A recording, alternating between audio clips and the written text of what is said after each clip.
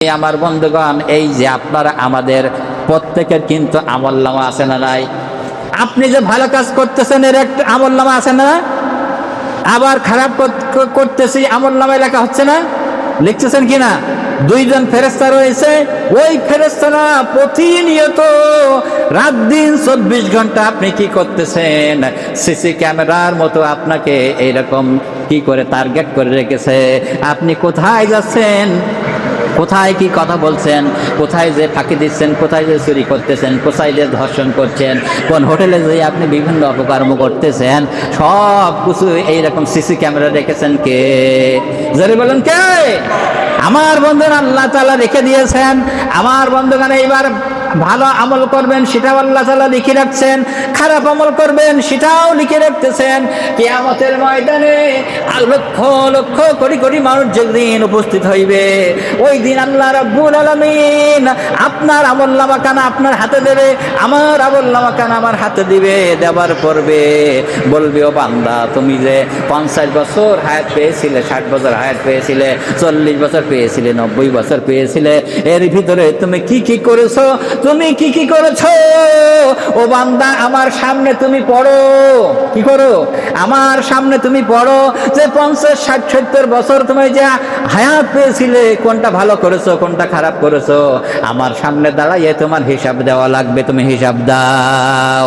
আল্লাহ তাআলা কোরআনুল কারীমের ভিতরে জানাই দিয়েছেন, ইকরা কিতাবাকা কাফা বিনাফসিকাল ইয়াউমা আলাইকা হাসিবান। জরিবুল্লাহু আকবার। আল্লাহ রাব্বুল আলামিন কিয়ামতের ময়দানে ওই সমস্ত বান্দাদেরকে বললেন, ইকরা কিতাবাক, তোমার কিতাবখানা তুমি পড়ো, যে আমলনামা পড়ো। আমার বন্ধুগণ, আমার ভাইরা, এইবার আমলনামা আপনি আর আমি যখন পড়বো, আপনার হাতে দেওয়া হইবে, আমার হাতে দেওয়া হইবে। এবার আপনি আমি যখন পড়বো, পড়তে পড়তে ঠিক দেখা গেল ধরা পড়ে যাচ্ছে কোথায় যে মিথ্যা কথা বলেছিলাম, কোন সময় আজান দিয়েছিল, ওই আজানকে উপেক্ষা করে আমি কোন কানে তাসের আড্ডায় ছিলাম, দোকানে আমি জুয়া খেলতেছিলাম, কোথায় আমি বাঁশবাগানের ভিতরে বসে গাঁজা সেবন করতেছিলাম, মদ সেবন করতেছিলাম। আমার বন্ধুগণ, এখন তো দেখেন মাদকের বিরুদ্ধে একটা ঝড় উঠেছে না ওঠে নাই? উঠেছে না? এইটা আপনাদের এলাকায় কিন্তু এটা প্রতিহত করার দরকার। যেহেতু মাদকের কারণে আজকের অপকর্মগুলো বেশি বেড়ে চলেছে, ঠিক কিনা ধরে বলেন? এই জন্য আপনার আমাকে সচ্চার হতে হবে মাদকের বিরুদ্ধে। আমার বন্ধুগণ, এইবার ওই কিতাবের বিরুদ্ধে ধরা পড়ে গেছে। আপনি তিলাওয়াত করছেন, আমি পড়তেছি। কোথায়? বাঁশবাগানের ভিতরে মাদক সেবন করছিলাম, দোকানে বসে টেলিভিশন দেখতেছিলাম, তাস খেলছিলাম, জুয়া খেলতেছিলাম, এদিকে আজান হয়ে গেছে, পাশের থেকে কিছু মুসল্লি মসজিদে গেছে, আর আমি ঠ্যাঙের পরে ঠ্যাংকে বিড়ি খাচ্ছি আর বলছি, আরে ভালো খেলা হচ্ছে তো নাকি? এরা আছে না নাই? আছে না? আছে। এইরকম যখন দেখবে, এখন মানুষ লজ্জায় পড়ে যাবে, এই আমলনামাগুলো কিভাবে পড়বো, কিভাবে পড়বো? কোটি কোটি মানুষের সামনে, আমার সামনে তো উন্মোচন হয়ে যাবে। তখন ওই ব্যক্তি কি করবেন? বলবেন, মালি হাযাল কিতাব লা ইউগাদিরু সাগীরাতান ওয়ালা কাবীরাতান ইল্লা আহসাহা। জরিবুল্লাহু আকবার। আল্লাহ তাআলা ওই ব্যক্তি তখন, আপনি আর আমি বলবো, হাই হাই, কি কিতাব, ছোট যেটা করেছি, বড় যেটা করেছি, বড় পাপ যেটা করেছি, ছোট পাপ যেটা করলাম, সব এর ভিতরে ধরা পড়ে গেছে, আর তো পালানোর জায়গা নাই। হাই হাই হাই, এখন তো আমার জাহান্নাম ছাড়া কোনো উপায় নাই। আমার বন্ধুগণ, ওই ব্যক্তি তখন এবার বুদ্ধি খাটাবে যে আল্লাহর সামনে যদি আমি এইগুলো তিলাওয়াত করি, তাহলে আমার জন্য জাহান্নাম দিয়ে দেবে।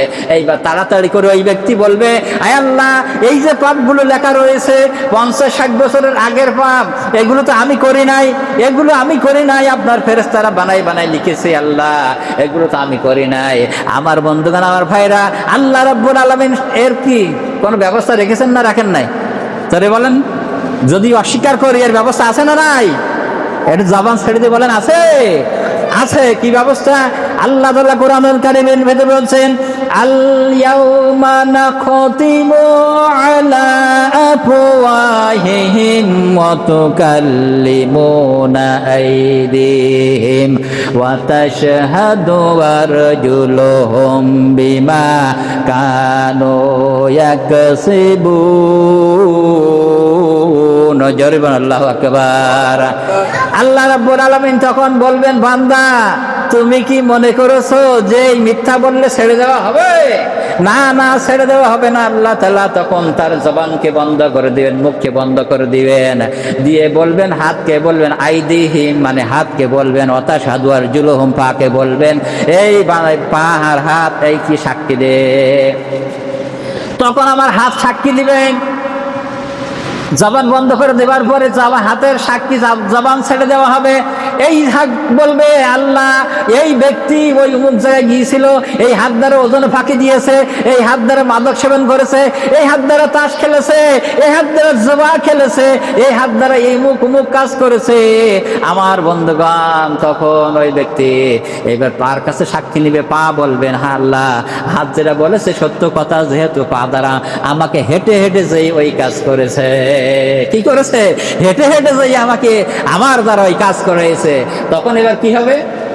হ্যাঁ, এইবার ওই ব্যক্তি তখন আফসোস করতে থাকবেন, আর এই শরীরের প্রতি, হাতের প্রতি তাকাই আফসোস করবেন, এই হাত একটু ময়লা লেগেছে, আমি তোকে সুন্দর সুন্দর সাবান দ্বারা পরিষ্কার করেছি, সুন্দরতা মানে সেন্ট ব্যবহার করেছি, স্যান্ডলা সাবান দিয়ে পরিষ্কার করাইছি, কত যত্নে লেগেছি যাতে করে যেন একটু কেউ একটা কাটাও যেন না করতে পারে, আর তুই আজকের আমার বিরুদ্ধে সাক্ষী দিলি।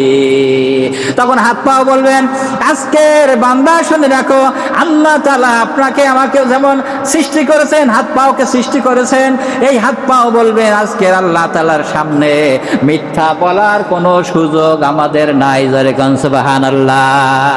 তাহলে আজকের জুমা থেকে এইটুকুন, বেশির অনেক লম্বা কথা লাগে না। কথার মতো কথা যদি আমরা কান দিয়ে শুনি, ভালো মনোযোগ দিয়ে শুনি, অল্প কথা হয়ে যায়। আর যদি মনে করি যে না, কোন হুজুর বেশি গান গাইতে পারে, বেশি একটু দিতে পারে, তার বলে আরো 2 ঘন্টা ওয়াজ করেন নাকি?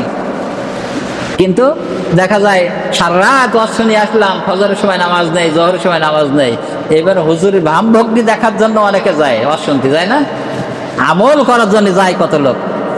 আমার বন্ধুগণ, আমার ভাইরা, তাই আজকের জুমায় আপনাদের কাছে আকুল আবেদন, যে হাত আপনার বিরুদ্ধে সাক্ষী দিবে, যে পা আপনার বিরুদ্ধে সাক্ষী দিবেন, যে আল্লাহ আপনাকে দেখছেন, এই হাত আপনাকে, হাত তো সঙ্গে রয়েছে নাকি, এদের পালাই থাকতেছে না, পাও পালাই থাকতেছে। তাহলে আপনি আমি কোন সাহসে একটা অন্যায় কাজ করি, নামাজকে বাদ দেই? আমার বন্ধুগণ, যিনি ইসলামের বিরুদ্ধে কথা বলে, কোরআনের বিরুদ্ধে কথা বলে, কেন নামাজকে বাদ দিয়ে যখন ঈশার নামাজ হয়ে যায়, মাগরিবের নামাজ হয়ে যায়, কেন নামাজকে বাদ দিয়ে আমরা চায়ের আড্ডায় থাকি, কেন তাসের আড্ডায় থাকি, কেন জুয়ার আড্ডায় থাকি?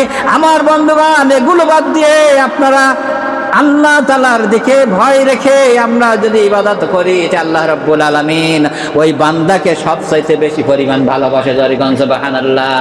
কি করেন? আল্লাহ তাআলা, আল্লাহ রাসূল সাল্লাল্লাহু আলাইহি ওয়াসাল্লাম হাদিসের মধ্যে বলেছেন, যদি কোনো বান্দা আল্লাহকে ভয় করে, কি করে? আল্লাহকে ভয় করে, ভয় করার পরে যে মনে করলো যে আমি কোথায় কোন পাপগুলো করেছি, এই পাপটা অন্যায় হয়ে গেছে, এরপরে নিজের চোখের পানি ছেড়ে যদি আল্লাহ তাআলার কাছে কাঁদে, আল্লাহ তাআলা মাফ করে দেন।